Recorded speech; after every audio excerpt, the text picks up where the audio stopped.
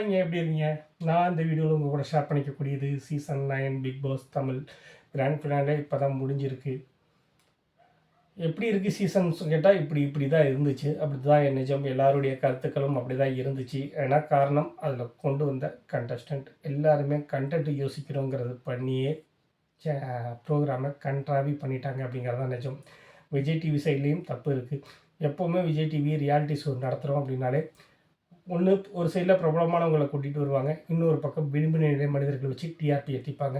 இந்த தடவை அவங்களோட யோசனையே தப்பாக இருந்துச்சு. சோசியல் மீடியாவில் அட்ராசிட்டி பண்ணக்கூடியவங்க எல்லாரையும் கூட்டிகிட்டு வந்து வச்சாங்க. அவங்களும் பிக் பாஸ் வீட்டுக்குள்ளே வந்து கூடி கும்மால் அடித்து பிக் பாஸ் வீட்டையே நார் அடிச்சிட்டாங்க அப்படின்னு தான் சொல்ல முடியும்.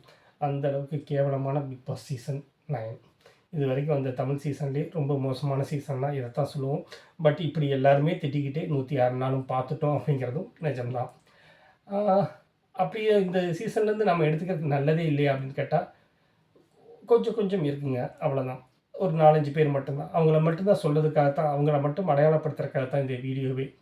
முதல்ல நான் சொல்ல நினைக்கிறது அரோரா தாங்க. அரோரா மேலே வெளியில் அவ்வளோ கெட்ட பேர் இருந்துச்சு, அவ்வளோ கேலி கிண்டல் ட்ரோல்ஸ் அது இதுன்னு ஏகப்பட்ட விஷயங்கள் ஓடிட்டு இருந்தாலும் உள்ளே வந்துட்டு அவங்க வெளியில் போகும்போது நிச்சயமாக எல்லா பேரையுமே அழிச்சிட்டு நான் படிக்கணும் அப்படிங்கிற மாதிரியான ஒரு எண்ணத்தோட அவங்களுடைய வாழ்க்கையை அவங்க முன்னெடுத்து வைக்கும்போது எல்லாருமே மனதார வாழ்த்தியிருப்பாங்க. எந்த வகையிலுமே யாரையுமே காயப்படுத்தாமல், யாரையுமே கஷ்டப்படுத்தாமல், யாருக்கு பின்னாடி முதுகுக்கு பின்னாடி பேசாமல் ஒவ்வொருத்தர் கஷ்டப்படும் போதும் கூட நின்றுருக்கக்கூடிய ஒரு பொண்ணுன்னா அரோரா தான். அமிதா இருக்கட்டும், சபரியாக இருக்கட்டும், தங்களுடைய அறத்தை எந்த சூழ்நிலையிலையுமே தவற விடாமல் அதை தக்க வச்சுருந்தாங்க 106 நாட்கள். அதுவும் வீடு தீயாக எரிஞ்சிட்டு இருக்கும்போது கூட அவங்க அமைதியாக இருந்தாங்க, தங்களுடைய நிலையை தடுமாறாமல் இருந்தாங்க. அப்புறம் விக்ரமை எல்லாருமே விக்கல்ஸ் சேனலில் ஒரு காமெடியனாகவே பார்த்துருப்போம்.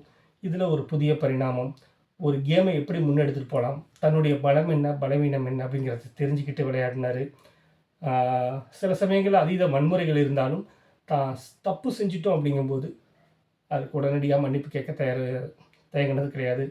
அக்கா தங்கச்சி அப்படின்னு ஒரு பாண்டிங்கை உருவாக்கினாலும் அந்த பாண்டிங்கில் ஒரு உயிர்ப்புத்தன்மை இருந்தது அப்படிங்கிறது நிஜம்தான்.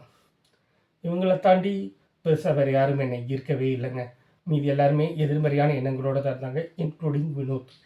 நிறைய காமெடி, நிறைய நல்ல பாடல்கள் எல்லாமே இருந்தாலும் கூடா நட்பு கேடாய் முடியும் அப்படிங்கிறது அவருக்கு தான் சேரும்.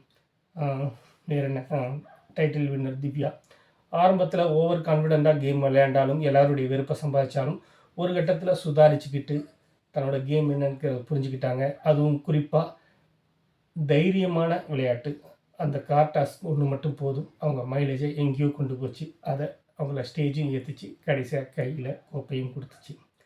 அவ்வளோதாங்க, சீசன் முடிஞ்சிருச்சு. அடுத்த 7 மாதத்தில் திரும்ப இன்னொரு சீசன், இன்னொரு பேட்டிகள், இன்னொரு பரபரப்புகள், இன்னொரு சென்சேஷன்கள், இன்னொரு போராட்டங்கள் அப்படின்னு திரும்பவும் தொடர வைக்கும். அடுத்த சீசன்லையாவது ஆக்கப்பூர்வமான போட்டியாளர்கள், பல்வேறு துறைகளை சேர்ந்தவர்கள் அப்படி கொண்டு வந்தாங்கன்னா ரொம்ப நல்லாயிருக்கும். பட் விஜய் டிவி செய்யுமா அப்படிங்கிறது டவுட்டு தாங்க. இன்னொரு வீடியோவில் கண்டிப்பாக சந்திப்போம். நன்றி.